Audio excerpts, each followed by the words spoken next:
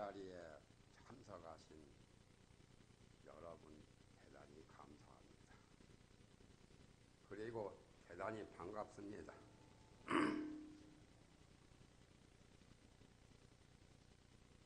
불교를 일반적으로 세 가지로 말을 합니다. 물론 부처님께서 설법하신 법문은 무궁무진합니다. 무진장이죠. 그래서 예를 들면은 부처님이 설법하신 사제법이나 12인연법, 또한 육바라밀법, 십바라밀법, 열애의 십지나 기타 18불공법이나 여러 가지가 있지만은 그 중에 세 가지로 분류하는 것이 일반 사람들에게 이해시키는데 굉장히 필요한 세 가지 종류가 있습니다. 첫 번째는 전미개호라고 합니다.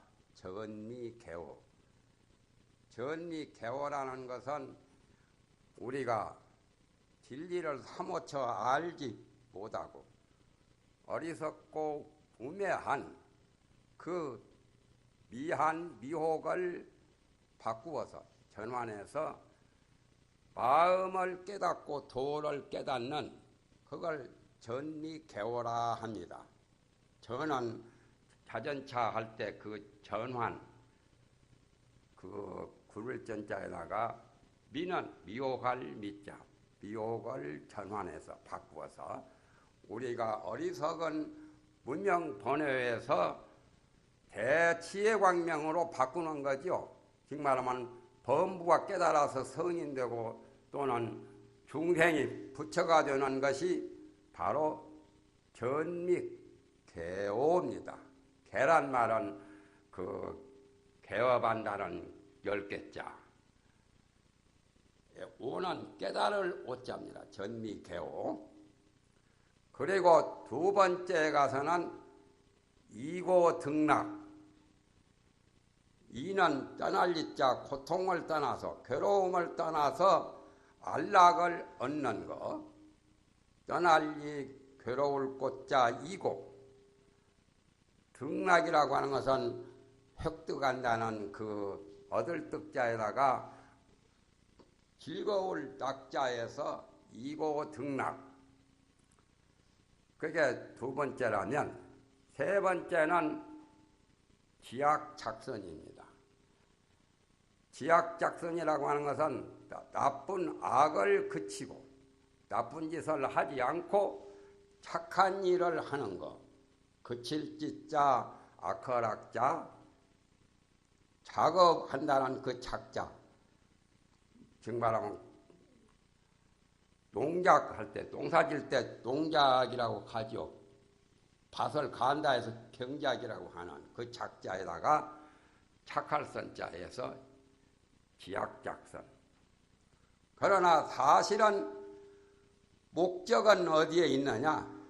이고등락입니다. 깨달아서 부처가 되고 범부가 성인이 된다는 것도 따지고 보면은 고통을 떠나서 괴로움을 떠나서 안락을 얻는 이고등락이 제일 핵심이에요. 지약작선 나쁜 일을 하지 않고 착한 일을 하는 목적도 이고등락입니다. 종교적인 그러한 가장 종교의 깊은 핵심이 이고등락이에요. 괴로움을 떠나서 안락을 얻는 거요. 전미개호도 우리가 어리석은 마음을 밝은 대지혜로 깨달아서 부처가 되는 목적도 따지고 보면은 이고등락이에요. 그렇기 때문에 석가모니 부처님께서도 처음 출가의 동기가 생로병사 때문에 생로병사를 깊이 통찰하시고 또한 당신이 생후 7일 만에 어머니께서 세상을 떠나셨죠. 마야부인이 마야부인 따가지고 성모 마리아요. 마리아나 마야나 비슷하지요. 마야에서 이자 하나 더 붙여가지고 마리아지요. 그건 여담이지만은, 그래서 부처님께서 생로병사가 한마디로 말하면 괴로움이요, 고통입니다. 낳는 것도 괴로움, 늙는 것도 괴로움, 병든 것은 말할 것도 없고 죽을 때도 큰 고통이죠.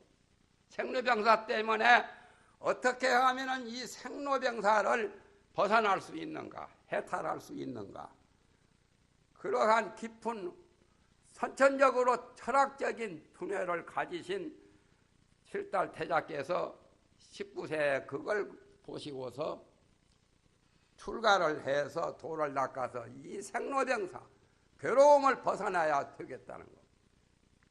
그러니까 괴로움을 벗어나는 그 분이 바로 부처님이시죠.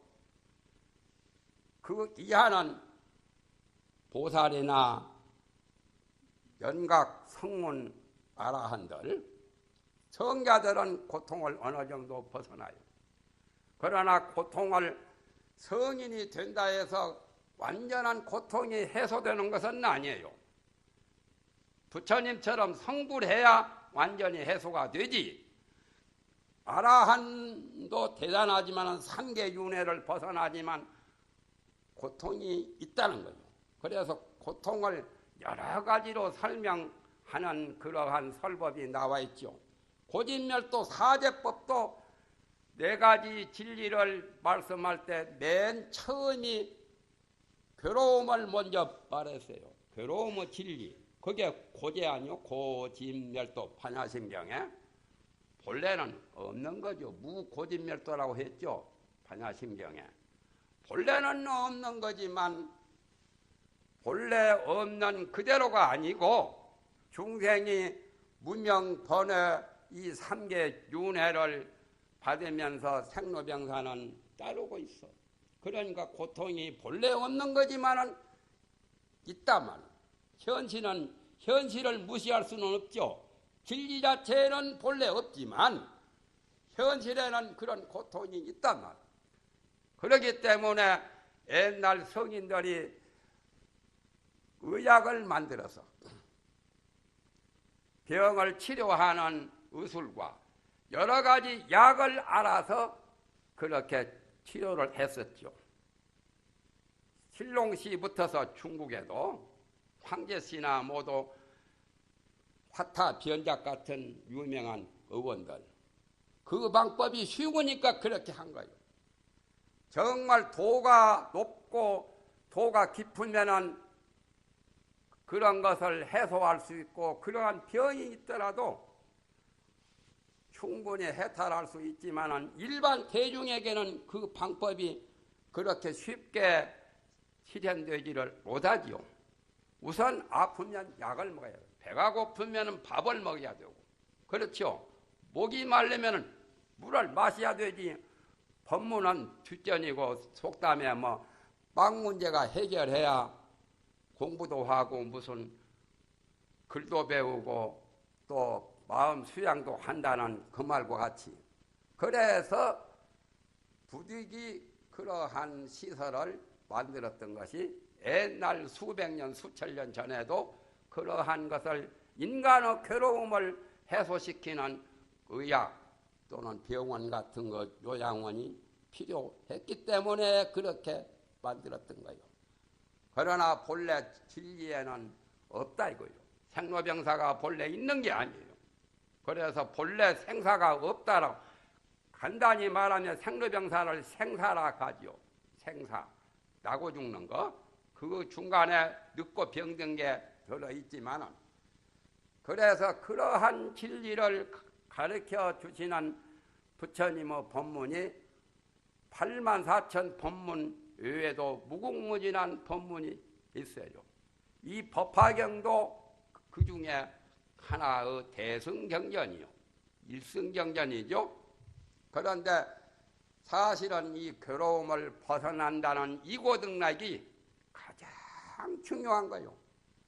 깨달아서 부처가 되는 목적도 이고등락하기 위해서 괴로움을 벗어나서 안락을 얻기 위한 거고, 착한 일을 하고 나쁜 일을 하지 않는 것도 불교대의가 제약을 막작 중선을 봉행 자정기 시제불교라고 했죠. 여러 부처님의 그 불교 대의를 그렇게 말씀을 하셨지만은 그것도 목적은 이고등락이요. 이렇게 병원과 요양원을 만드는 것도 어느 정도 어떤 고통을 받는 사람이라도 이고등락을 하기 위한 그러한 마음가짐에서 이러한 원력보살로서 이렇게 시설을 하셨던 겁니다. 참 대단하십니다. 여기 원장스님이 앉아 계시지만 나는 여기 와서 굉장히 말로만 들었죠.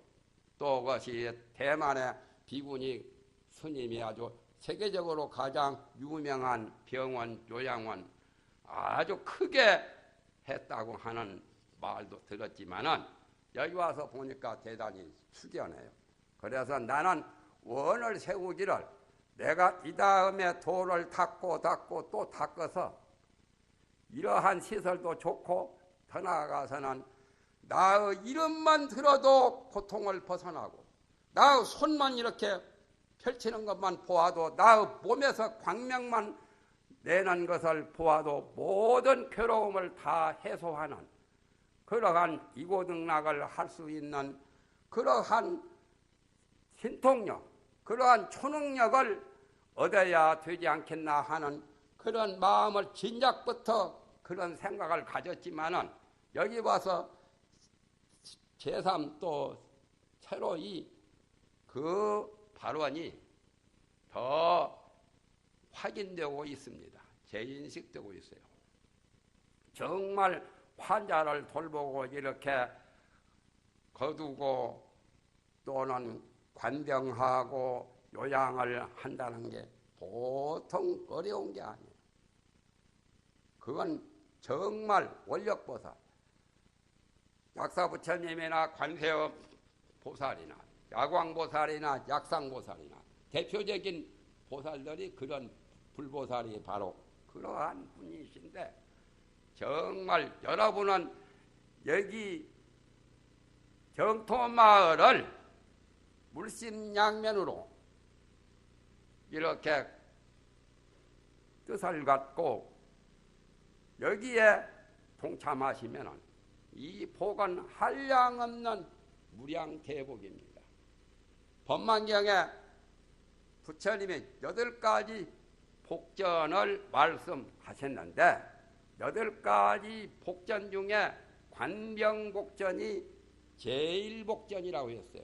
병자를 잘 보살펴주고 병을 치료하도록 보살펴주는 그러한 것이 불교 역사에 많이 나와 있어요. 예를 들면은 오달국사도 그야말로 늙은 노장이 병들어서 다 죽게 되는데 그 노장이 병들어가지고 다 죽게 될 뿐만 아니라 냄새가 나고 추해서 그 방에 갈 수도 없어.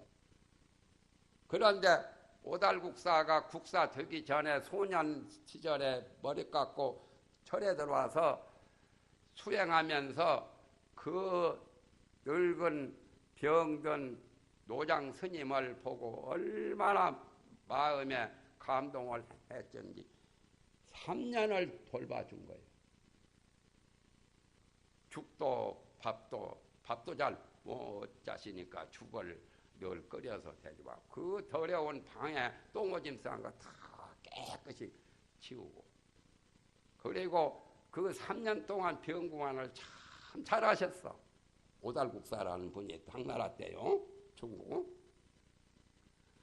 그래가지고 3년 만에 세상 떠나시는데 그 노장이 내가 그대의 은혜를 많이 입었노라.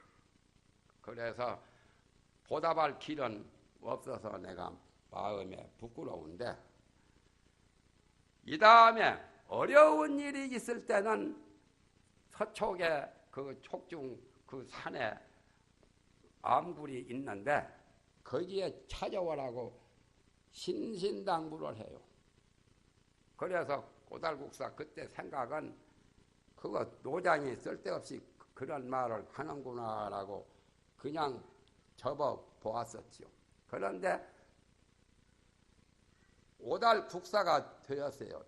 황제 중국 당나라의 모든 국민들이 받드는 스승이 되었는데, 그런데 그분이 굉장히 계행도 청정하고 수행을 철저하게 잘하기 때문에 그러한 나쁜 불상사를 당하지 않았는데, 그때 나라 황제께서 오달국사에 대해서 고마운 그 마음에서 침향나무를 가지고, 침향이 내나 바다에 참나무가 바닷물에 잠겨서 염분, 소금을 많이 먹게 되면 그걸 꺼내면 침향입니다.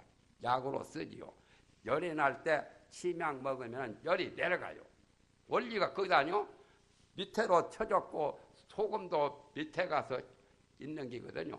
그러니까 열이 올라오는 것을 열을 내리게 하는 그런 강화제로 침향을 약으로도 쓰는데, 침향을 가지고 의자를 얼마나 크게 했던지, 보통 이런 의자가 아니라 사람 키보다 더 높게 이렇게 해서 거기다 조각을 또 용과 봉과 여러 가지 그런 십장생 같은 걸 조각을 정교하게 해서 오달국사한테 바친 거예요. 그러니까 오달국사께서 황제께서 나라 임금이 하사한 거라서 그대로 받아서 수용을 하신 거예요. 그것이 탈난 거예요. 그래가지고 무릎에 인면창이 생겼다는 거예요. 사람 얼굴이 무릎에 가서 보여. 그런데 아파서 도저히 갈 수도 없고, 행주자와 사람은 마음대로 해야 되죠. 앉고 눕고 서고 걷고 마음대로 해야 되는데 그러한 것이 완전히 마비가 된 거예요. 고통이 심해. 그런데 사람 얼굴과 똑같은 그게 본초강목에도 나오죠. 한의서에 동의보암 같은 데도 나와요. 인면창, 사람 얼굴과 같이 저는 종지창자, 부스럼 창자, 인면창이라는 병이 생겼어. 밥을 주면 밥을 먹는 거예요. 사람 얼굴처럼 입도 있으니까. 희한한 거죠. 상사뱀처럼. 그래서 얼마나 고통이 심한지 말할 수 없어.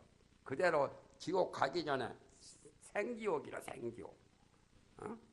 살아서 지옥고를 받는 게 생지옥이죠. 그래가지고 그때 앉아 생각이 났어. 젊었을 때 3년간 노장이 병들어가지고 그렇게 고통받는 것을 내가 구원을 해드렸지만 돌아가시면서 나보고 어려운 일이 있으면 찾아오라고 했다고.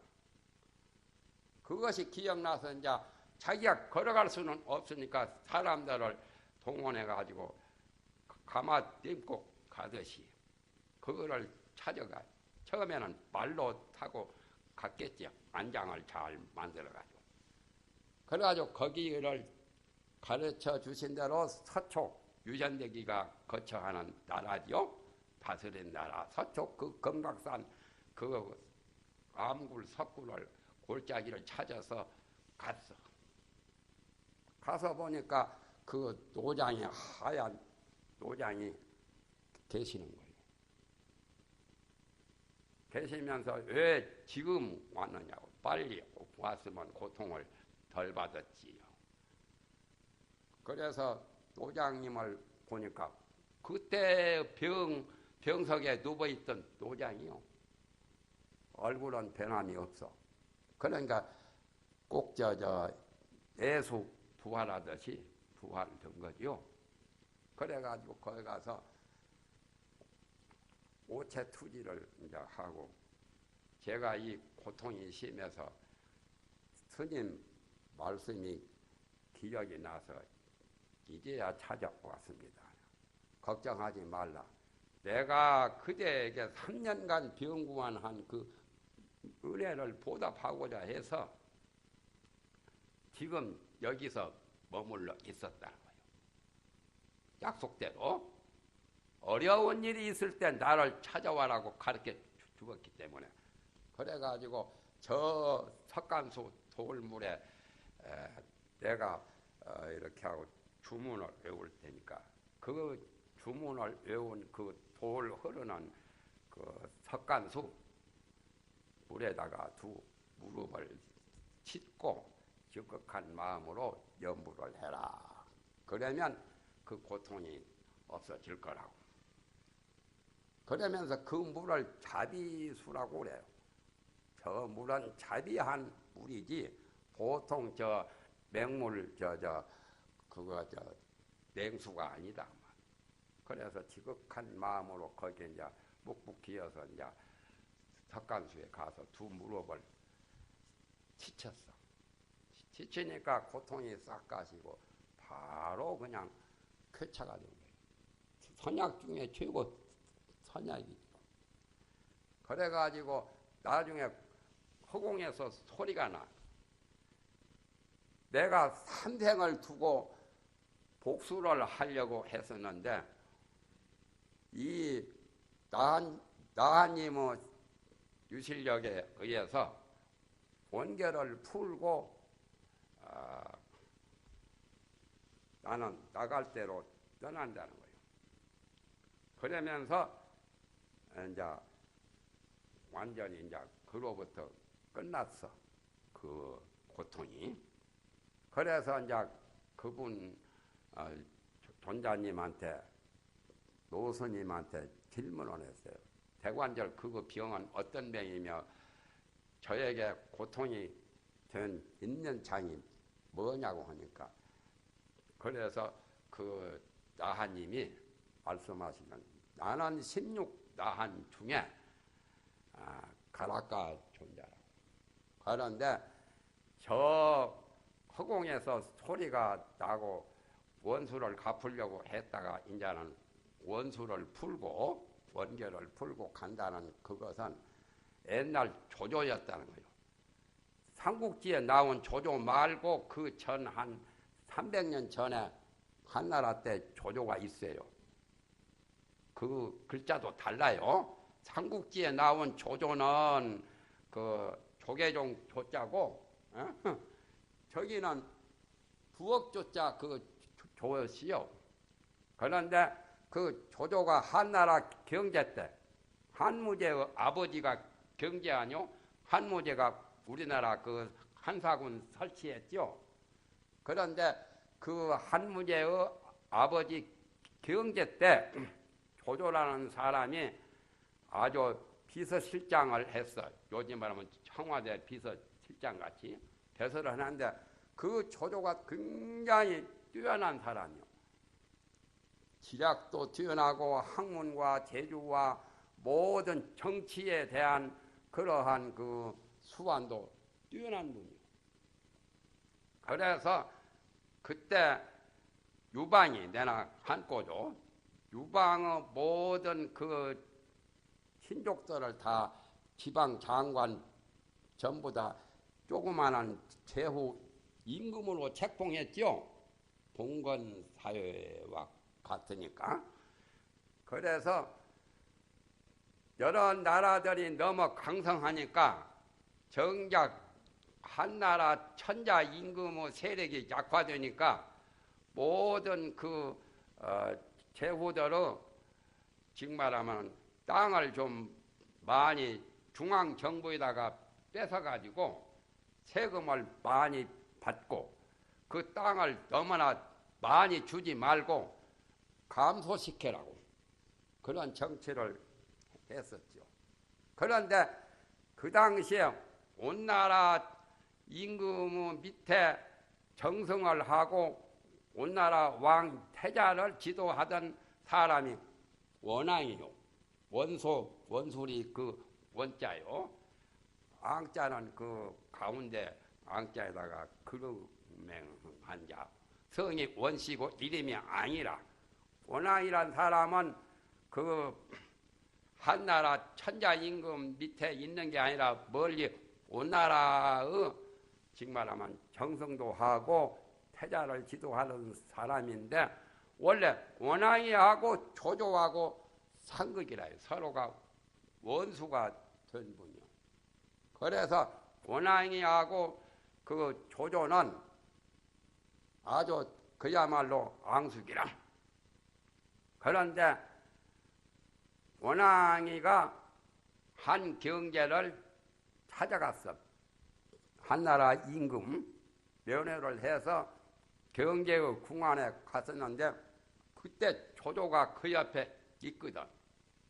그런데 자기하고 원수가 한나라 경제의 밑에 비서실장으로 모든 정치를 다 하니까 저놈을 죽여야 되겠다라는 그런 앙심을 먹은 거예요. 원앙이가. 그래가지고 한나라 경제가 그때 여러 나라가 반란을 일으켰어요. 즉 말하면 한나라의 유시 총친들이 조그마한 지방 장관이나 지방 지역의 제후 임금으로 있던 여러 나라들이 칠국이 반란을 일으키니까 경제가 골치 아파서 그쪽에 오나라 왕의 정승이고 또는 태자를 지도하던 스승이기 때문에 그분에게 이제 자문을 청하는 거예요. 지금 이 시국이 곤란하니까 반란을 일으키고 여러 가지 전쟁이 붙었으니 어떻게 하면은 되겠느냐라고 원앙이한테 질문을 한 거예요. 그러니까 원앙이가 이제 말하기를 옆에 이 좌우를 물리치면은 1대1로 독대해서 제가 말씀을 올리겠습니다라고 했어요. 중국 역사 통감에도 나와요. 그 사실이. 그러니까 조조는 굉장히 싫어하죠. 저 원수놈이 여기에 와가지고 나를 물리치고 나라 임금한테 무슨 말을 하려고 하는가 하고 굉장히 불쾌했지만은 나라 임금이 그러면 이 자리를 좀 비켜주라. 그러니까 조조가 이제 비켜줬어. 조조 없는 사이에 이제 원앙이가 이제 그 진술을 해요. 여러 나라 임금들은 천자 황제를 미워하거나 싫어해서가 아니라 저 조조가 들어서 여러 나라의 세금도 많이 연출하고 또한 나라의 땅을 축소하고 그러한 것이 발단이 되어서 그걸 반감을 먹고 온 천하의 제후 왕들이 저 조조를 죽이기 위해서 반란을 일으켰다라고 이렇게 말을 해요. 그러니까 조조 한 사람만 죽이면은 그 반란은 자동 케이스로 반란이 없어질 거라고 그렇게 말했어. 그러니까 한 경제가 그 말 듣고 그것도 그럴싸하거든. 조조가 말한 정치에 응해서 그렇게 했기 때문에 반란이 일어났다는 것도 부인할 수 없는 사실이니까 그래서 한나라 경제 임금이 생각하기를 내가 한 사람을 아껴서 온 천하의 반란을 진압하지 않고 전쟁을 멈추게 하지 않을 수는 없다 해가지고 그 조조가 조복을 입은 채 나라 임금에게 들어올 때는 조복 입잖아요. 정말하면 관인들 옛날 사모관대하고 그런 옷을 입고 오지요. 그대로 저 종로 시장 복판에서 차명을 해버렸어. 그러니까 원앙이 말 한마디에 조조가 이렇게 죽어버렸잖아요. 죽음을 당했지. 그래서 조조가 죽으면서 말한 건 내가 세세생생에 저놈 원앙은 복수를 하고 말겠다고 죽으면서 굉장히 악심을 단단하게 그렇게 했던 거예요. 그래가지고 결국에는 조조는 죽어버렸고 그리고 반란은 진압이 안 됐어요. 그때 주화보라는 천하 명장이 나와서 이제 전쟁을 치러서 다 이제 정복을 해서 나중에 끝이고, 그 다음에 경제는 죽고 난 다음에 한무제가 또 등장해서 한무제가 굉장한 그런 아주 전략가지요. 전쟁자라고 중국 영토를 넓히고, 저 변방 오랑캐도 많이 정벌했죠, 한무제가. 그래서 구운몽이나 구운몽이라는 소설이 있죠. 옥루몽이나. 그게 한무제를 그대로 거다가 말한 거요.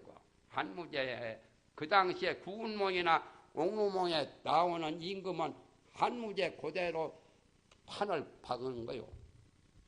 그렇게 했는데 원앙이는 그 후로 불교가 들어온 후에 출가해서 늘 도를 닦았단 말이에요.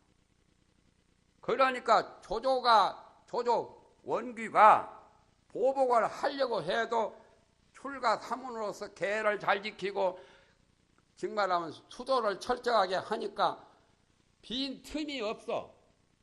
가서 보복할 그러한 공백이 생기지를 않아. 그래서 못했는데 삼생을 두고 그렇게 노렸는데 나중에는 당나라 때에 오달 국사로 그때 또 중으로 승려 생활 출가해서 수도하고, 그런데 침양나무로 나라 임금이 굉장히 호화롭게 사치롭게 만든 그 침양나무 의자를 나라 임금이 하사했기 때문에 그걸 받아서 쓰고 앉고 한, 그게 그게 미스란 말이야. 출가 사문은 그런 것도 안 써야 되거든. 그렇잖아요. 너무 호화판으로 10계명에 그런 게 나와요. 10계 부자 고광대상이라고 높고 넓은 큰 의좌에 앉지 말라고 했죠. 그런데 침양나무로 그렇게 호화롭게 잘 장식한 그 의좌를 당나라 황제가 하사했기 때문에 부득이 그걸 수용했는데, 그때가 이제 빈 틈이 공간이 생기니까 그때 이제 조조가 원앙이를 보복하려고 할 수 없으니까 인년창으로 된 거예요. 사람 얼굴과 같은 종기가 무릎에 나가지고 몇 년을 고통을 주었던 거예요. 그런데 가락가 존자 나하님의 친통력으로 이제는 그걸 다 풀고 좋은데 가라고 하니까 그제야 이제 그것을 이제 완전히 떠난 거라. 그러한 사실이 있는데 그건 여담입니다. 그와 같이 즉 말하면 오달국사도 그렇게 늙은 노승이 병고에 시달리는 것을 보고 관병을 하고 요양을 해서 그 밑에서 시중을 들고 잘 모셨기 때문에 국사까지 되고, 그 복으로 또 그 조조한테 죽을 뻔 고통을 당했는데 옛날 그 가락가 존자를 3년 동안 병 구한한 그 덕으로 자기 병고를 완전히 벗어난 것, 그런 것이 다 영험록에 나와 있습니다. 오달국사 그 전기에도 나옵니다. 그러니까 이렇게 요양원이나 병원을 만들고 또는 병자들을 관호하고 하는 것이 보통 복이 아니에요. 말할 수 없는 큰 복입니다.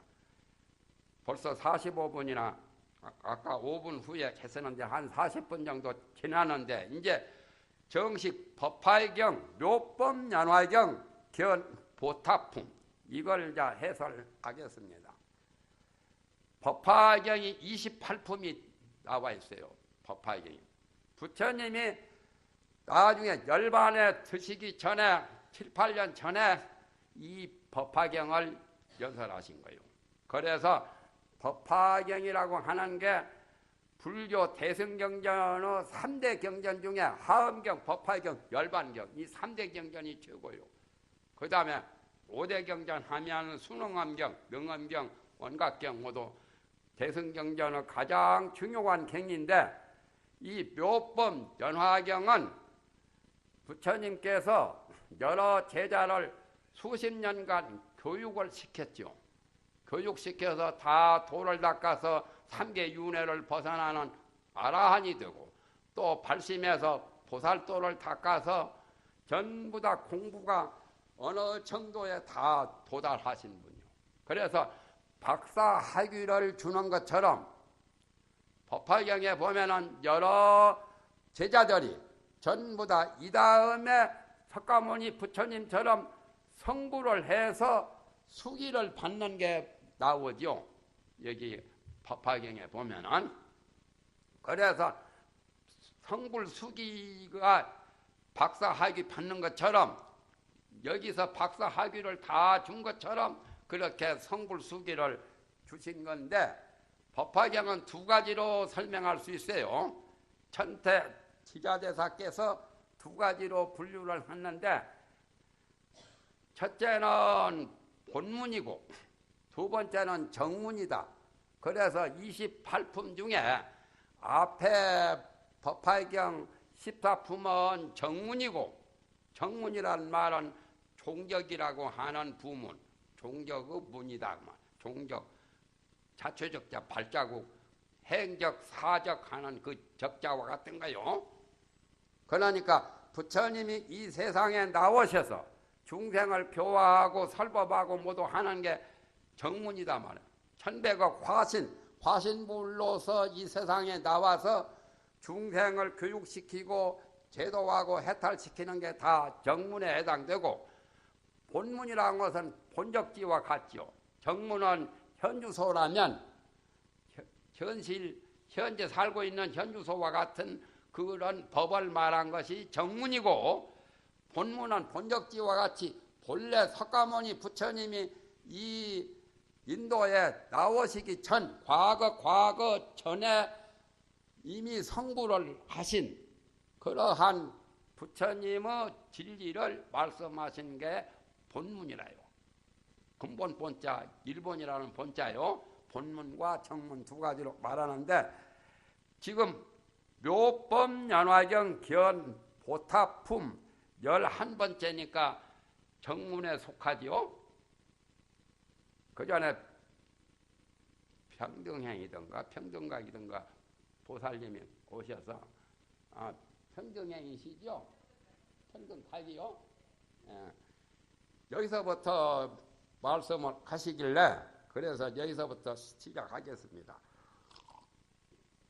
1시간 반 동안 하니까 이걸 다 할 수는 없고 요점을 추려서 하겠는데, 견 보탑품이라고 하는 것은 보탑을 보는 품입니다. 칠보로 된 탑이 석가모니 부처님이 법화경을 연설하실 때 영축산에 그 앞에 칠보로 장엄된 어마어마한 높고 큰 탑이 나타나는데, 그 탑 안에는 다보 부처님이 계셨어요. 그래서 부처님도 다보지요. 다보열애라고. 저 경주 불국사에 가면은 다보탑, 석가탑 있죠. 그 다보탑이 내나 여기 법화경의 견보탑품에 나온 그 내용을 가지고 석가탑, 다보탑을 만든 거예요. 석가모니 부처님은 법화경을 연설하신 지금 현재의 부처이시고, 다보 부처님은 과거 억억만년 전 항아 모래수와 같이 많은 그러한 세월 전에 성불하신 분인데, 부처 이름이 다보 부처님이요. 그래서 저 불교 어디 보면 다보 책이 나오죠. 불교 잡지가. 그런데 다보 부처님이 열반에 되신 지가 얼마나 오래 되셨는지 이루 셀 수 없는 많은 세월 전에 열반에 되셨어요. 그런데 다보 부처님은 여러 부처님보다 특수한 그런 원을 세우셨어요. 어떤 원이냐면은, 내가 언제 어느 때라도 부처님이 나와서 법화경을 설법하시는, 연설하시는 그런 때에는 내가 나와서 부처님 참 법화경을 연설을 잘하십니다라고 찬양을 하겠다는 거예요. 칭찬하겠다는 거예요. 증명하고 찬양하겠다는 그런 서원을 세우셨어요. 서원을 세웠기 때문에 서가모니 부처님뿐만 아니라 어떤 부처님이고 법화경 연설하실 때 나타나십니다.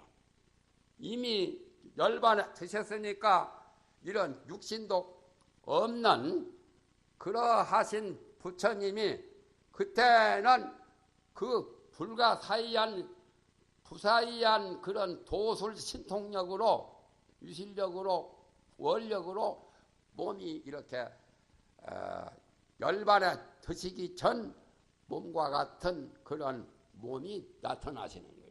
나타나서 그 부처님하고 같이 대면하고 대화를 하십니다. 그게 이제 여기에 기원 보타품에 나오는 내용이죠.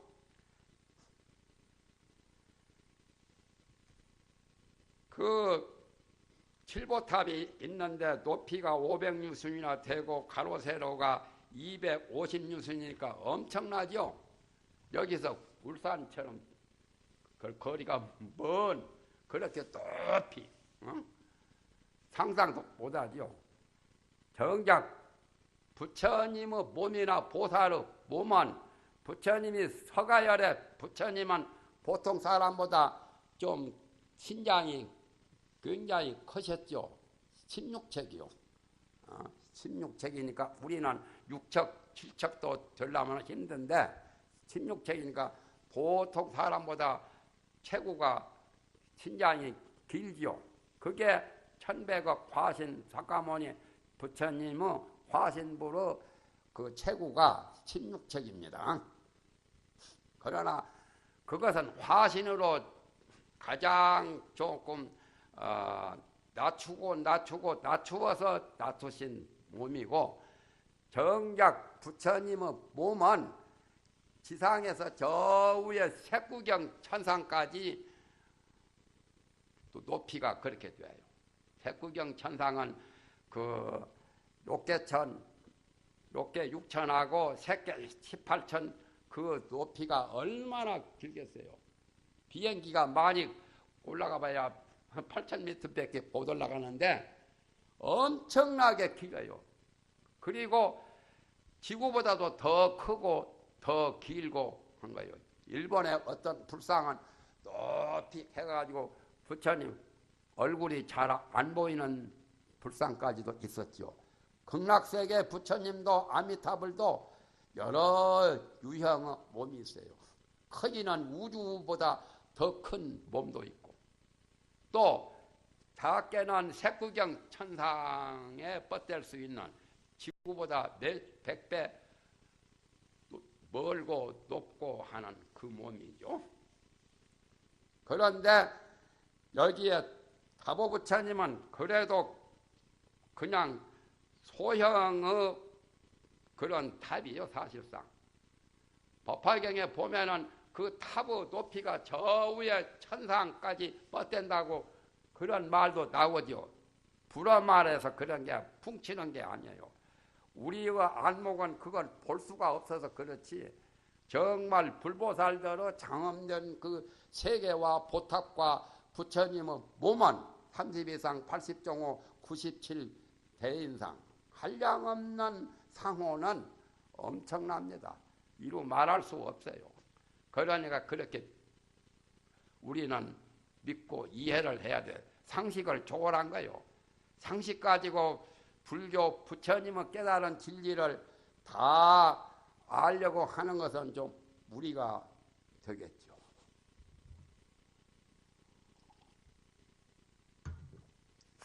그래서 그런 보탑에 부처님이 계셨는데 그 보탑이 땅에서 솟아 나왔죠. 그런데 그것은 법화경의 설명을 여러 가지로 많이 했습니다. 그런데 그 보탑 속에서 굉장히 큰 위대한 음성이 나온 거예요. 사람 소리가 나오고, 그래서 찬탄을 해서 말씀을 하십니다. 선제선제라 참으로 거룩하십니다. 참으로 이 설법을, 법화경을 잘 설명을 하셨습니다. 석가모니 부처님이, 석가모니 세존께서 능히 평등한 위대한 지혜를 가지고서 보살을 가리키는 법, 또 부처님이 삼세제불이 다 혼념하신 그런 묘법연화경을 대중을 위해서 그와 같이 연설을 했다라고 찬양을 한 거예요. 그렇게 연설하신 석가모니 부처님의 세존의 말씀하신 바는 다 진실이다. 하나도 일푼일리도 거짓말이 섞이지 않았다라고 증명을 하신 거예요. 그렇게 다보 부처님이 탑 속에서 찬양을 해요. 그러니까 그때 사부대중이 그 칠보탑, 보탑이, 위대한 보탑이 허공에 머물러 있는 것도 보고, 또 탑 속에서 그렇게 다보 부처님이 말씀하시는 음성도 듣고 다 법히 선열을 거뒀어요. 그런 일이 잘 없잖아요. 희한하죠. 부처님 회상이니까 그런 걸 볼 수 있지. 우리 지금 말세중생은 볼 수도 없잖아요. 그래서 참으로 희한하다고 그러한 생각을 갖고 합장하고 한쪽에 머물러서 이렇게 존경하는 마음으로 있었죠. 그때 보살이, 대요설이라는 보살이 있었는데, 그분이 이제 석가모니 부처님께 여쭈었습니다. 세존이시여, 세존이란 말은 석가모니죠. 석가세존께 질문을 하기를, 어떠한 인연으로 이 보탑이 땅속에서 솟아나와서 그러한 음성이 나왔습니까? 라고 질문을 했습니다. 그때 석가모니 부처님이 대요설 보살에게 말씀하시기를, 이 보탑 안에는 열애의 전신이, 열애의 그대로 온전한 몸이 계시는데, 옛날 과거 동방 한량없는 천만의 아승지 세계, 그 굉장히 멀고 먼 세계밖에 나라 이름은 보정이라는 나라요. 나라마다 다 이름이 있죠. 미국이니 영국이니 무슨 한국이니 중국이니 하듯이 나라 이름이 보정이고, 그 나라에 부처님이 계시니 그 부처님이 다보 부처님이다. 그 부처님이 보살도를 행할 적에 큰 위대한 서원을 세우기를, 내가 만약에 성불한 뒤에, 성불해서 열반에 든 후에도 시방세계에서 법화경을 연설한 장소가 있을 경우에는 나의 탐묘가, 나의 이 보탑이 이 법화경을 듣기 위해서 그 앞에 나타나서 증명을 해서 참으로 거룩하고 잘하십니다라고 칭찬을 하겠다라고 원을 세웠어요. 그래서 원을 세우면 원대로 되는 거예요. 열반에 드셨는데 어떻게 육신이 그대로 나타나냐. 부처님이나 보살이나 성인들은, 우리 범부 중생도 그래요. 원을 세우면 원 세우는 대로 됩니다. 하엄론에서 그런 말씀을 했죠. 지성언저교하니 반야 지혜의 성품은 본래 고요하다만, 정멸이요. 정멸 그대로가 반야요. 그러니까 정멸 속에만 있으면은 아무런 작용이 전부 다 수습된 거죠. 그렇기 때문에 원을 가지고서 그 정멸한 지성을, 반야의 성을 하바를 한단 말이에요. 원을 세워야 원대로 나타나서 중생도 교화하고 제도도 하고 설법도 하고 여러 가지 그런 불사를 하시게 됩니다. 우리도 초저녁 자기 전에 내가 몇 시에 일어나서 서울에 가서 누구를 만나서 일을 보고 부산으로 내려와야 되겠다, 울산으로 내려와야 되겠다라고 원을 세우면 그때 새벽에 잠을 깨우는 사람이 없고 잠을 깨우는 어떤 시설이 없더라도 그때 되면 잠이 깨져. 잠잘 때는 다 잊어버리죠. 그때 잠자기 전에 입력을 해놓은 그것이 바로 원이라요. 내가 이 다음 내세에 어떻게 해야 되겠다라고 원을 세우면은 사람이 몸을 바꾸고 생명이 바뀌어질 때 다 잊어먹습니다. 과거 전생을. 어찌다 아는 사람도 있어요. 숙명지가 열린 사람은 과거 전생일도 알고 내생일도 알지만은 일반인은 다 잊어먹죠. 이인포체는 60번 티베트에 태어나는 것을 기억하고 있죠. 영국이나 다른 데서도 전생을 기억하는 사람들이 있어요. 그걸 모아놓은 것이 전생을 아는, 기억하는 아이들이라고 해가지고 책이 나온 것도 있죠. 그것은 숙명지요. 그런 사람도 있지만은 거기에는 다 잊어먹어. 잊어먹어야지. 잊어먹지 않아서 또 괴로울 수도 있어요. 부처님 당시 때 어떤 나하는 돌을 닦아서 처음에 숙명통이 열렸어. 숙명지가. 그래가지고 과거 전생을 가만히 기억을 해보니까 희한한 게 많거든. 못난 짓도 많이 했고 못된 짓도 많이 했고 기구망측한 일을 많이 과거 전생에 했더란 말이야. 그걸 관찰해보니까 눈물이 막 절로 나와. 눈물이 막 소낙비같이 막 쏟아져. 그걸 걷잡을 수 없이 몇 날 며칠을 그렇게 하고 있는 거예요. 그러면 도 닦아가지고 도 닦은 보람도 없어요. 그래서 부처님이 그러면 안 된다고 막 호통을 쳐가지고 나중에 그것을 멈추게 했죠. 그런 때 밝은 스승이 필요한 거죠. 선문염송에도 그거 나와요.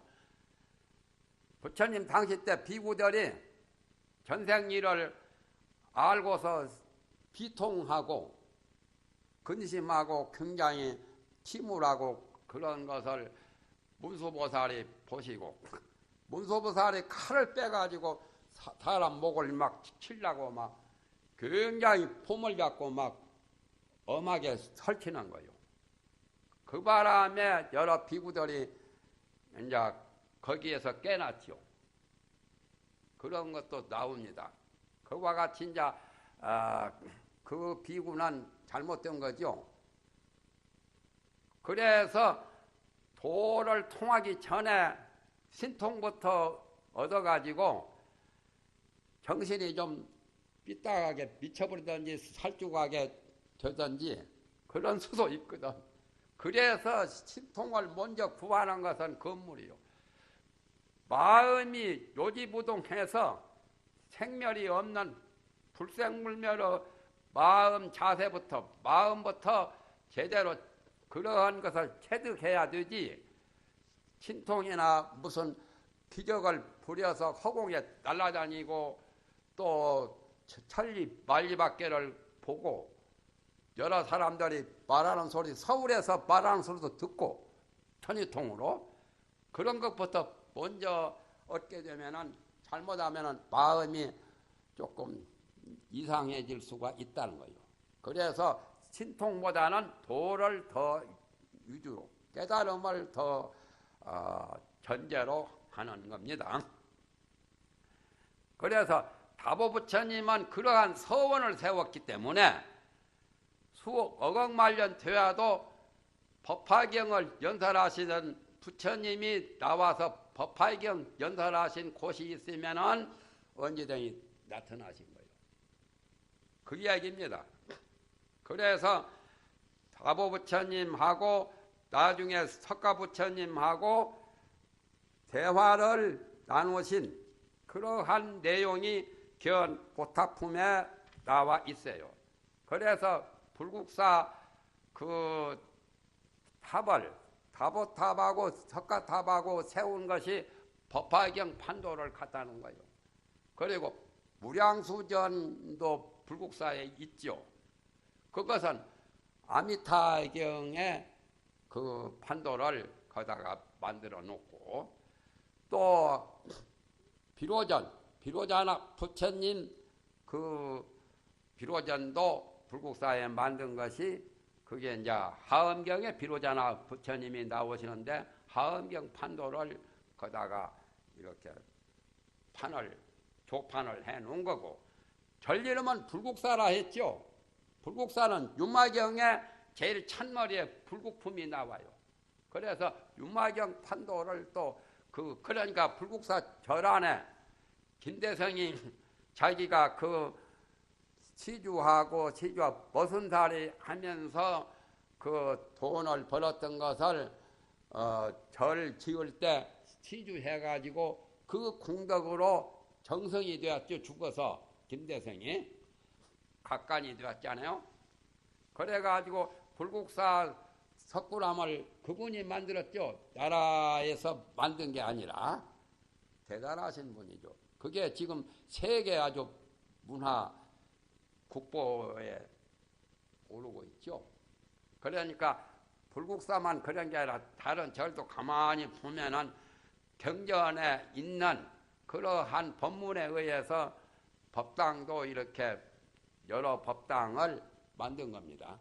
그러니까 불국사가 대표적인데 유마경, 하엄경, 아미타경 또 여기 법화경, 다보탑, 석가탑 이렇게 다 만들어진 거예요.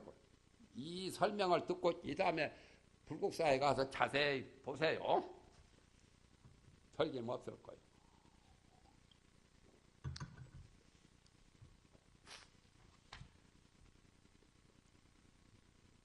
원을 세우면 다 돼요. 그래서 여러 부처님이 원을 다 세웁니다. 약사 부처님은 12가지 원을 세우셨고 극락세계를 창조하신 극락세계 교주 아미타 부처님은 48대 원, 48가지 원을 세우셨어요. 세계 중에 가장 제일 좋은 세계를 만들겠다는 그 세자제왕 부처님 앞에서 발언해가지고 세계 중에는 극락세계가 최고라는 거예요. 또 부처님 중에도 아미타 부처님이 최고요. 사실은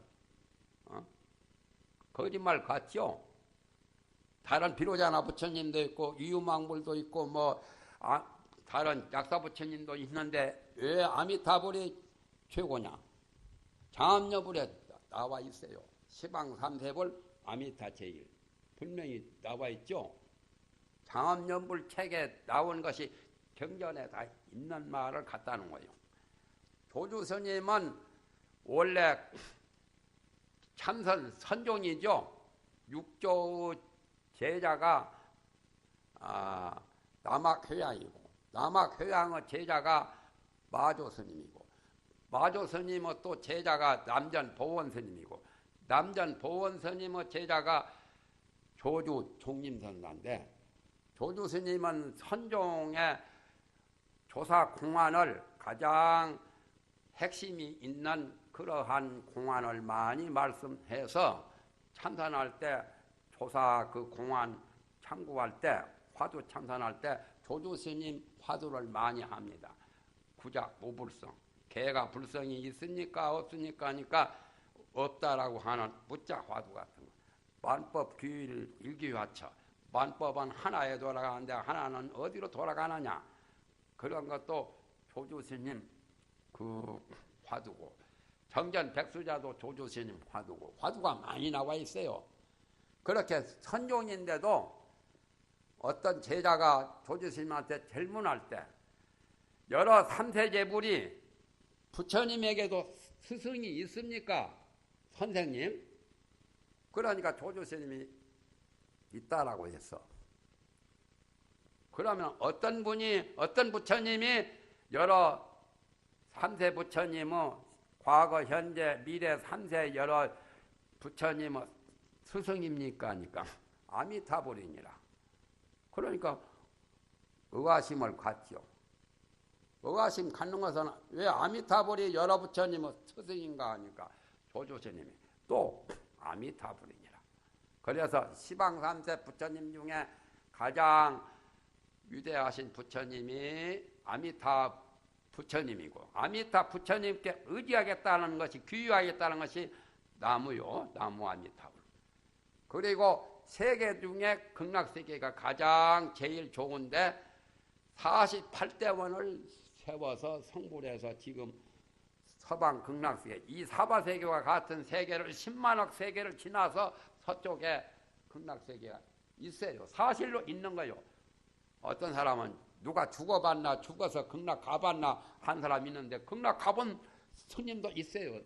저 관정법사 중국에 6년 동안 향방불명 되었는데 관세음보살이 원관 스님으로 나타나서 그 관정법사를 데리고 저 천상 도솔천이나 도리천도 가보고, 노자가 도교의 교주 노자가 사는 거기도 가보고, 그래가지고 극락세계에 가서 거기 다 구경하고 오셨지요.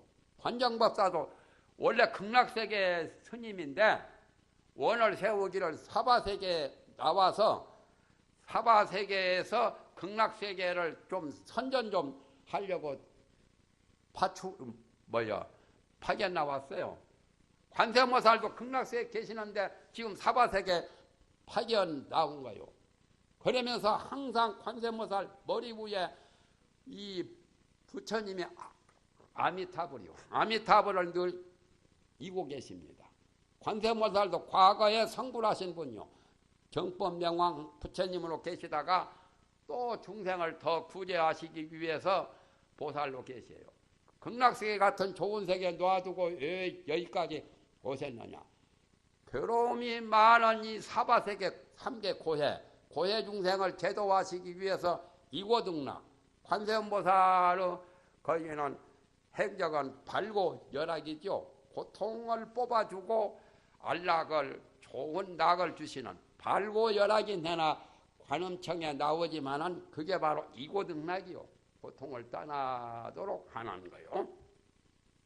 그래서 48대원을 세우셨고 아미타불은, 그래서 아미타불 대단하십니다. 제일 좋은 세계를 창조했고 원력이 참 대단하시죠. 모든 사람이 극락에만 가면 다 3계 윤회를 벗어나고 온갖 괴로움을, 생로병사를 다 벗어나요.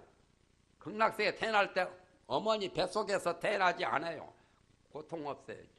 연꽃에서 그냥 연태로 태어나요. 그런 세계가 어디 있어? 극락세계에만 있는 거지. 그렇지 않아요? 모르는 사람은 기독교 천국하고 불교 극락이 같은 줄로 알죠. 천만의 말씀. 천국은 족살불급이요. 불교에서도 천국을 28천, 33천을 설명하고 있어요. 기독교는 천국도 겨우 하나만 말하고 있지만. 그래서 예수님이 3년 동안 종적을 감추고 티베트에서 이사라는 불명받고 공부를 할 때 불교 기적도 공부하고 기적을 부리는, 그리고 천국, 지옥 그런 것을 불교 그 경전에 많이 배우고 공부했기 때문에 그걸 포교한 거예요. 만약에 예수도 3년이나 49년 이렇게 했더라면 불교처럼 많이 했을지도 모르는데 겨우 3년간 하고 십자가에 못 박혀 죽었기 때문에 설법하는 게 신약성설, 신약, 구약, 신약이 있죠. 기독교 성경에. 그것만 겨우 3년 동안 포교했으니 얼마나 많이 했겠어요. 그래도 불교 일부분을 말한 거예요. 예수는 천민들을 상대해서 중류 하류 사람들을 상대해서 제일 상수 제자가 베드로 벳사공이죠. 천민들 상대했어요. 예수도 나쁜 제자가 하나 있어가지고 가룟 유다가 예수를 고발해가지고 예수가 사형받게 된 거예요. 부처님도 나쁜 제자 하나 있었죠. 제바달다, 도다리. 그러나 법화경을 보면은 제바달다가 과거 전생전생의 석가모니 부처님의 선지식이라요. 그래서 제바달다가 도다리요. 부처님 내나 사촌 형제간인가 그렇죠 아마. 그런데 제바달다는 지옥에 들어갔더라도 구제를 받았지요. 가룟 유다하고는 조금 성질이 달라요. 가룟 유다는 구제도 못 받았어요. 받았다는 것이 증거가 없어요. 만약에 예수도 석가모니처럼 49년 살았더라면 불교의 그 좋은 법을 설교를 많이 했을 건데 3년간 가다 보니까 겨우 천당 지옥 같은 거 그런 거 설명하다가 사형받아서 죽었어요. 그래서 견 보타품은 그런 거요. 아미타 부처님이 48대원 중에 가장 두 가지가 제일 우리한테 기묘해요.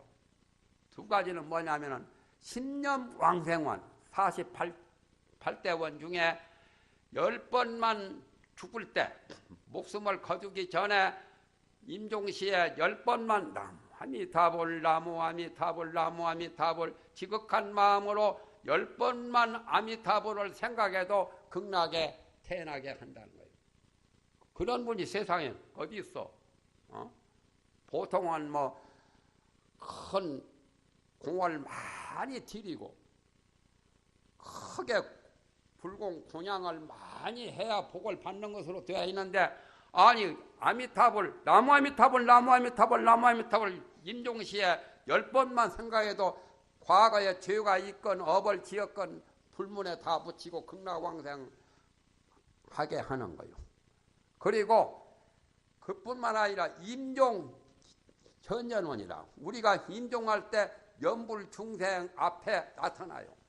우리의 영역으로 극락세계에 갈 수 없는 사람은 아미타불 관세음보살 대세지보살 일로왕보살이 지장보살이 나타나서 반야용선 같은 게 있죠. 반야용선에 태우고 가기도 하고 금강대가 비행기와 같이 그런 금강 다이아몬드로 만든 금강대에다 태워 가기도 하고 금으로 만든 금대에다가 태우고 가기도 하고 그보다 좀 차원이 좀 수준이 낮은 사람은 은대에다 금은동철 하듯이 은대에다가 그 사람을 태워가서 영혼을 극락으로 왕생시켜요. 그래서 임종 현전운이라 임종할 때 앞에 나타나요. 아미타불이. 그러니까 아미타불이 죽을 때 연부를 지극정성으로 하면은 마귀는 얼씬도 못하는 거예요. 그때 뭐 마귀라고 의심할 필요가 없어요. 부처님이 나타나 불보살이.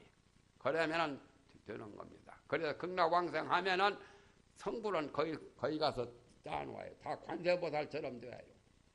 거기 가서 제대로만 잘한 사람은 막바로 제8집 부동집 보살이 돼요. 그리고 조금 업을 많이 짓고 죄를 많이 짓고 변두리 가서 태어나고 연꽃에서 태어나더라도 오랜 시간이 돼가지고 태어나요. 또 그런 차이가 있어요. 그래서 구품이 있죠. 하품이 있고 중품이 있고 상품이 있는데 하품에도 상중하품이 있고 중품에도 상중하품이 있고 상품에도 상중하품이 있어. 구품연대, 연대가 구품 그런 차이만 있어요. 우리가 사바세계에 있을 때 얼마마치 수행을 했느냐 하는 그러한 것에 따라서 자기가 그런 것을 차별을 만들게 된 거예요. 아미타불이 그렇게 차별을 만드신 것이 아니라 중생들의 수준이 차이가 나기 때문에 차별이 저절로 생긴 거예요. 석가모니 부처님은 500대원을 세웠어요. 아미타불보다 원이 많지요.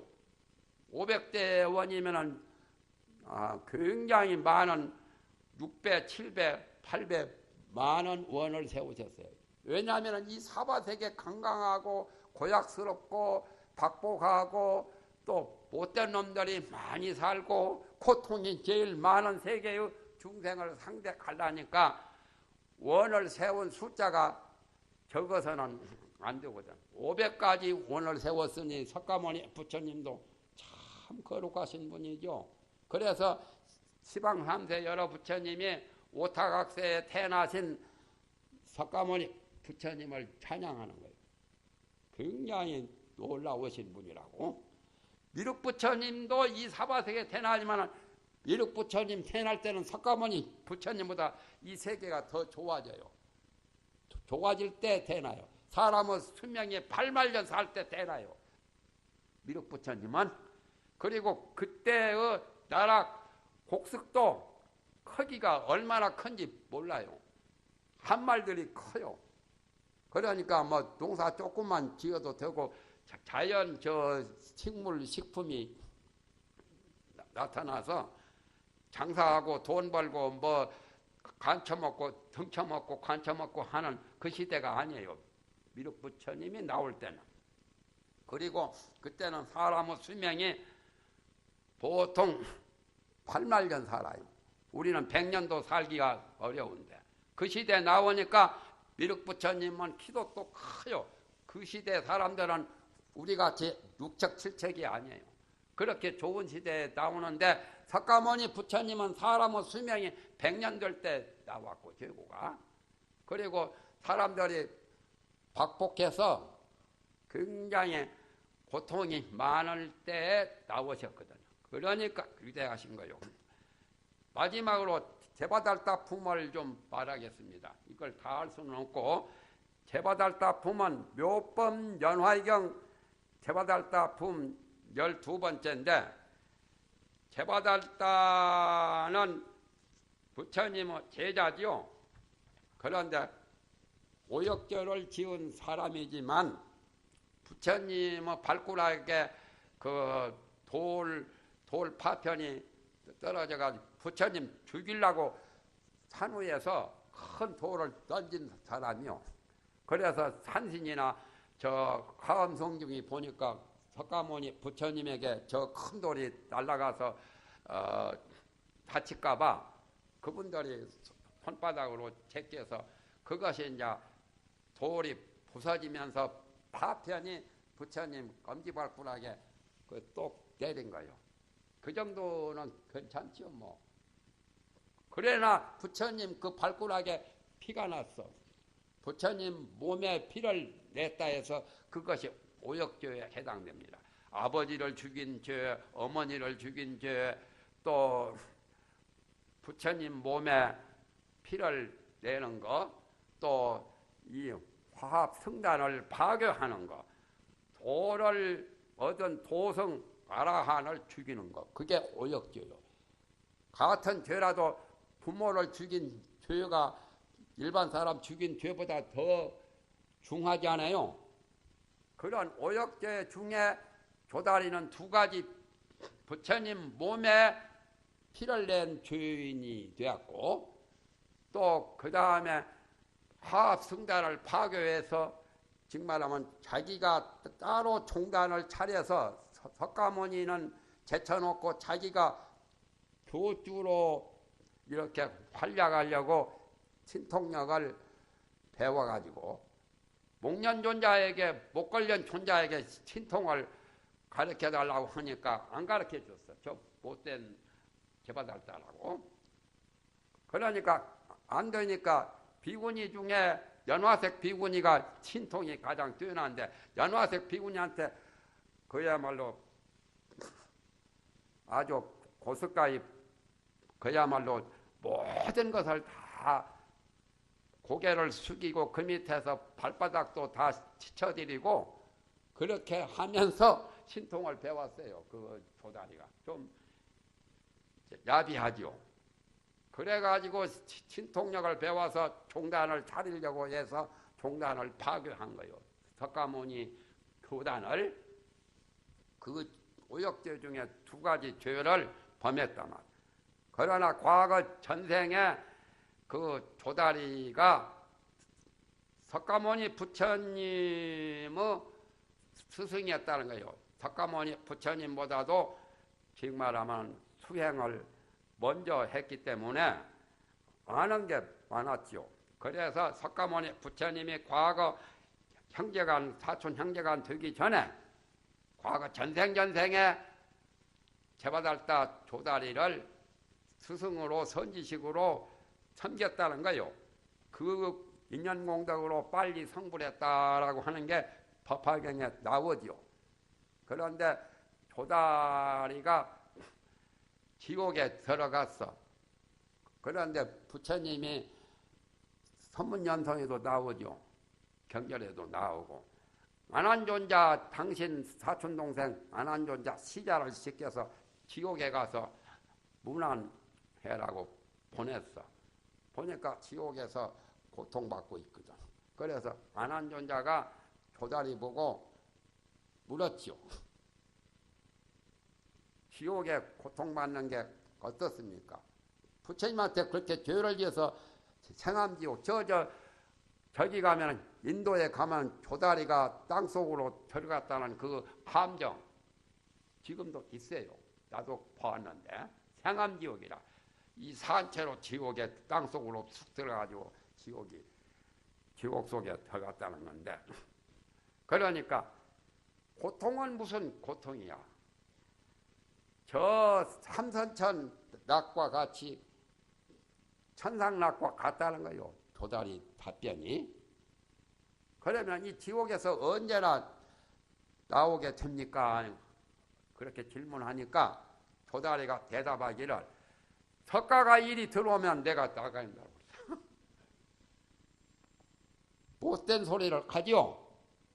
그러니까 안한존자가 석가모니 부처님이 여기 지옥에 들어올 이유가 뭐가 있겠느냐고 하니까 그러면 석가가 지옥에 안 들어오면 내가 지옥에서 나갈 그것도 없다는 거예요.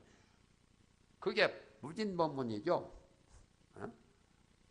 뭐냐면은 일반적으로 보통 상식적으로는 지옥이 고통받는 것으로만 아는데 조다리 본상에는 고통이 아니라는 거예요. 또 지옥에 나갈 기한인 지장보살도 항상 지옥 문전에 계시는데 그와 같이 이제 지옥과 천국이 둘이 아니고 고통과 낙이 둘이 아닌 그러한 진리를 터득한 분이기 때문에 답변이 그렇게 나오는 거예요. 그게 이제 선문염송 같은 데도 그런 말들이 나옵니다. 그러니까 조다리는 나쁘게 보면은 오역죄를 지은 가장 극악 무도한 사람 같지만은 꼭 그것만은 아니다 그 말이에요. 예? 그걸 이해하셔야 됩니다. 법화경 보면은 그걸 어느 정도 우리가 이해할 수 있는 그러한 법문이 바로 법화경 제바달다품에 나온 겁니다. 근데 제바달다품에 가장 유명한 법문이 또 나오는데 팔세 용녀가 성불한 것 나옵니다. 문수보살이 남쪽에 가서 중생을 교화하시니라고 법화경 법문에 법회에 조금 빠졌죠. 처음에는 참석하셨지만은 그래가지고 여러 대중들이 문수보살한테 질문하기를 문수보살께서 지금 어디에서 저렇게 있다가 오십니까? 라고 물었죠. 그러니까 문수보살이 답변하시기를 내가 사갈라 용궁에 가서 설법을 하고 중생을 교화하니라고 지금 늦게 또 도착했다라고 그렇게 답변을 했죠. 그래서 지적보살이라는 보살이 질문하기를 그렇다면은 사바세계 이 바다, 거기도 내나 남쪽 바다지요. 사갈라 용왕. 거기에 용궁에 가서 중생을 교화했으면 얼마 많은 효과를 냈습니까? 라고 질문을 하니까 문수보살이 답하시기를 거기서 8세 용녀가 아주 지혜가 뛰어나고 모든 중생의 근기와 행업을 다 알고 다란히도 얻었고 매우 깊은 부처님의 비밀 법장을 능히 수지하고 선정에 잘 들어서 모든 법을 통달하고 변제가 걸림없고 불태전의 지혜를 얻고 중생을 자비한 마음으로 생각한 것을 마치 갓난애와 같고 갓난애같이 그렇게 중생을 자비로 생각을 하는 그러한 공덕을 다 구족했단 말이에요. 그래서 보리를 성취했다라고 그렇게 이제 문수보살이 답을 하셨습니다. 그러니까 지적보살이 말씀하시기를 석가열의 부처님도 한량없는 겁동안 난행고행을 하고 공덕을 쌓고 보리도를 구해서 그렇게 해서 겨우 지금 성부를 하셨는데 어떻게 8세 용녀 그 용녀가 문수보살의 교화를 잠깐 받아가지고 성부를 할 정도까지 되었느냐라고 의아심을 갖고 질문을 했어요. 8살 먹은 용왕의 딸이요. 요즘에 불교의 그 TV방송에 나오는 선우용녀도 있죠. 성이 선우씨죠. 여기는 8세 용녀, 8세 용녀. 그래서 개송으로 말씀하고 이 사실은 부처님만이 증명할 수 있다라고 해가지고 그렇게 이제 몸을 나타냈죠. 그러니까 여자는 5가지 장애가 있는데 어떻게 그렇게 될 수 있냐라고 반박적으로 말을 하니까 그 용녀가 그러면 직접 내가 보여드리겠다고 해서 자기가 가지고 있는 보석, 구슬 보주를 가지고 부처님께 이렇게 바쳤어. 그러니까 부처님이 그 보주를 받으셨죠.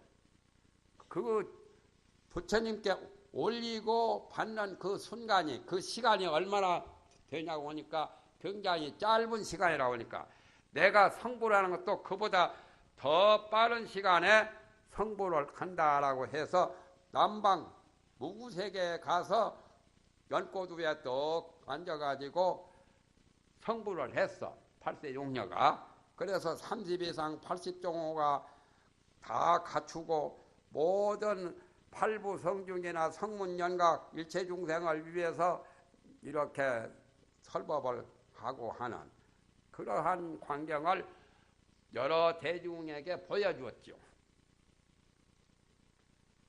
그래서 8세 용녀가 그나마 축생 아니요. 용은 축생이고 또 5가지 장애가 있는 여인의 몸으로 이렇게 단박에 성불을 한다는 기적 중에 기적 아니요. 하은경의 선제동자는 53 선지식을 일생 동안에 친견하고 법을 배워서 성불을 했는데 이분은 일찰나에 성불했어요. 우리가 관음 시식할 때 중생 성불 찰나 중이란 말이 나오죠. 중생이 성불하는 게 찰나 동안이라고.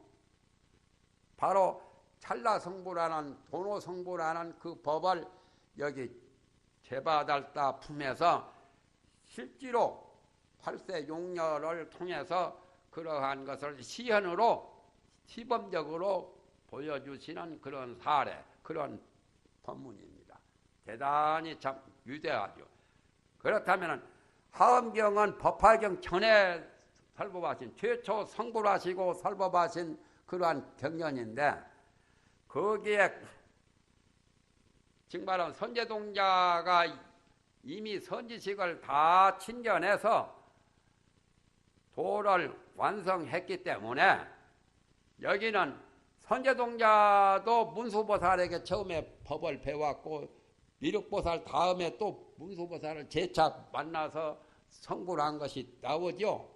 보현보살을 마지막으로 이렇게 법문 듣고 성불을 했는데 그런 과정을 거친 것이 있기 때문에 8세 용년은 여러 선지식을 신견하는 것이 여기에 언급할 필요도 없고 생략되었고 그래서 자관 일생에 성불하던 순식간에 성불하던 그러한 것이 일승법이라요.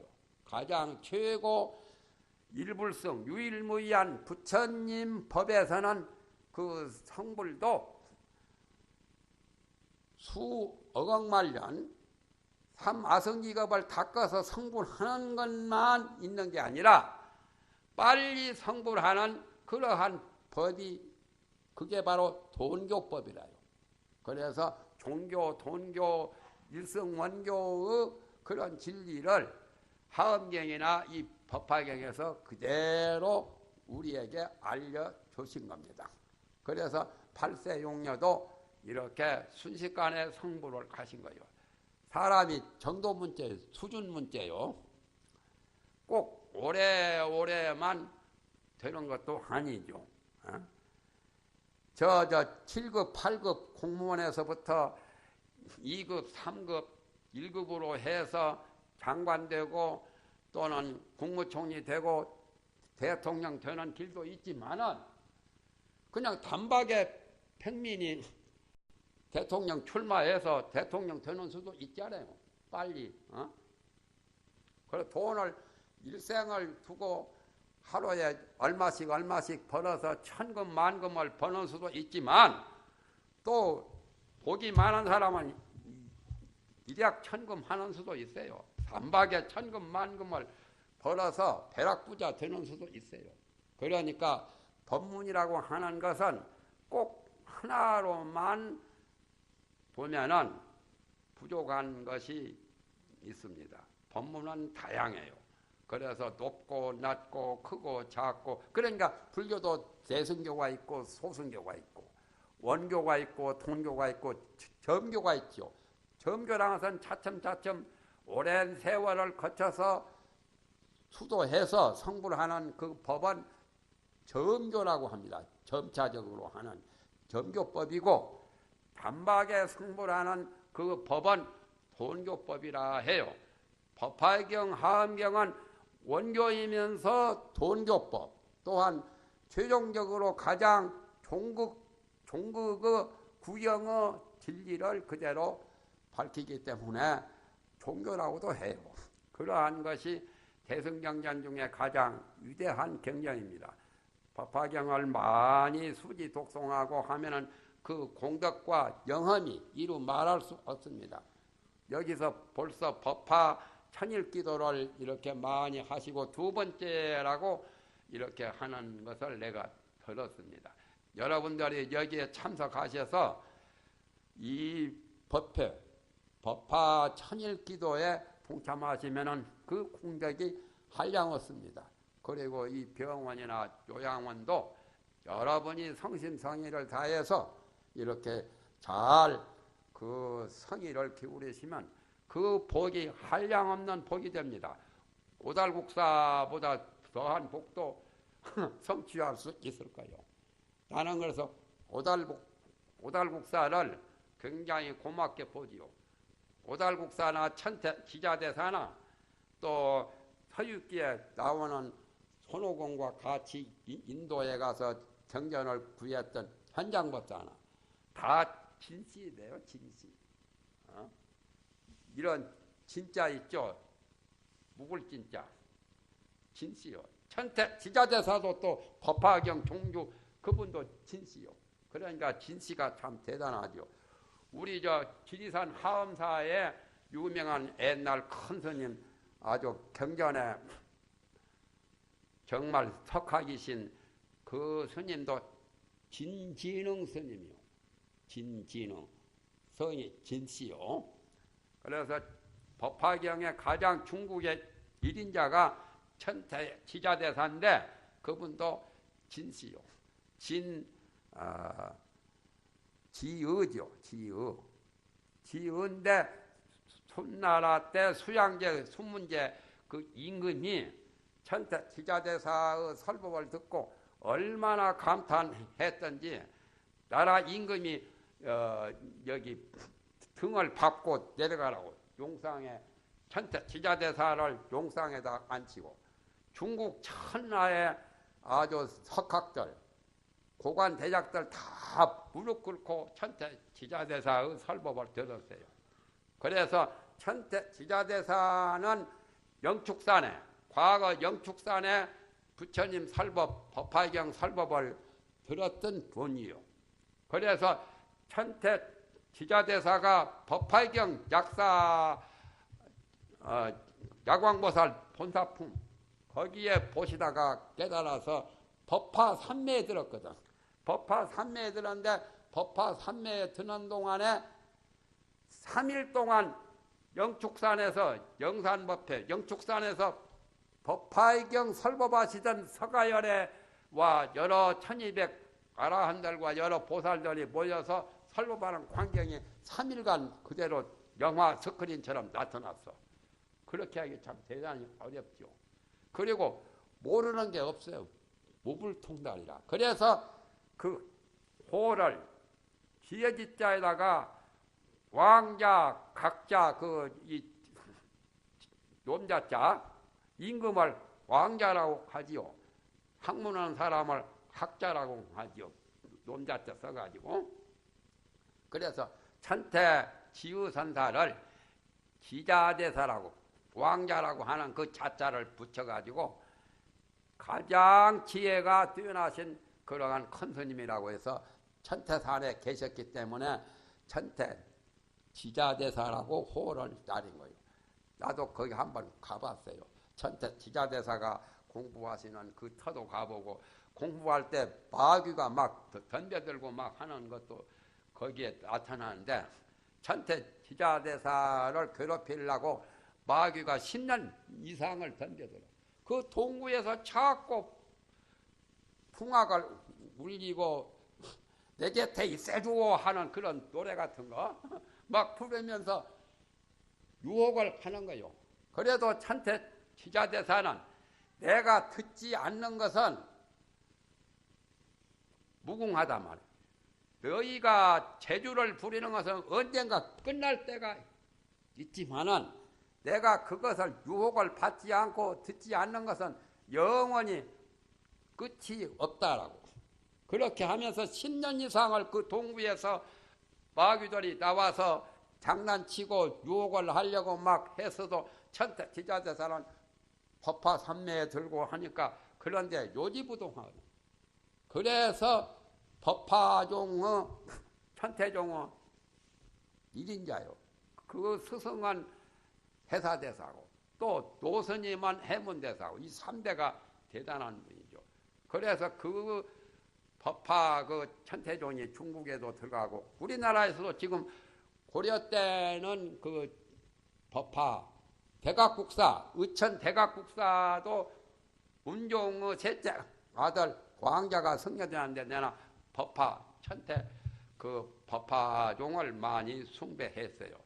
지금 저 천태종 구인사 거기 가서 집을 조그마한 것 하나 지었대요.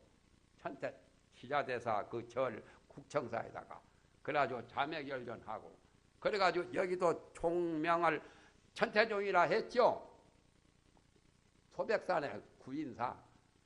그래가지고 처음에는 수행할 법을 모르고 그냥 했어요. 상월 스님이 하는 거. 상월 스님이 기적을 부리고 병 잘 고치고 정말하면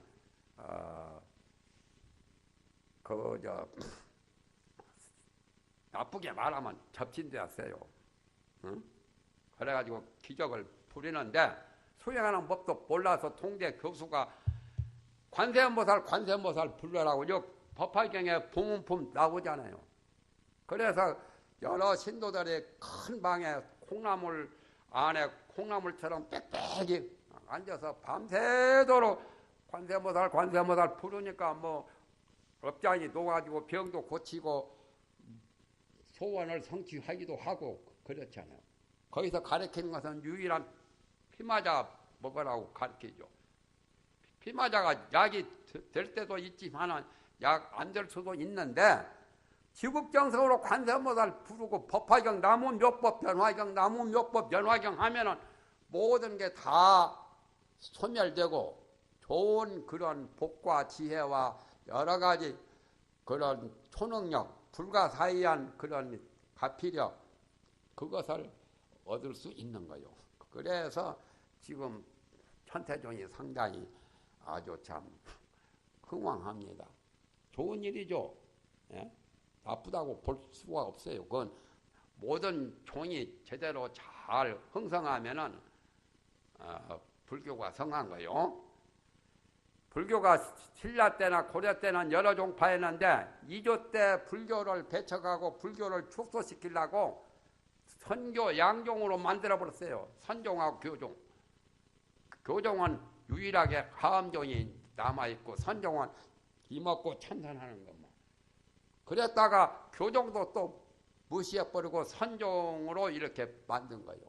그래서 교종이 선종, 조계종이라고 하는 게 선종이라요. 대한불교 조계종 하죠.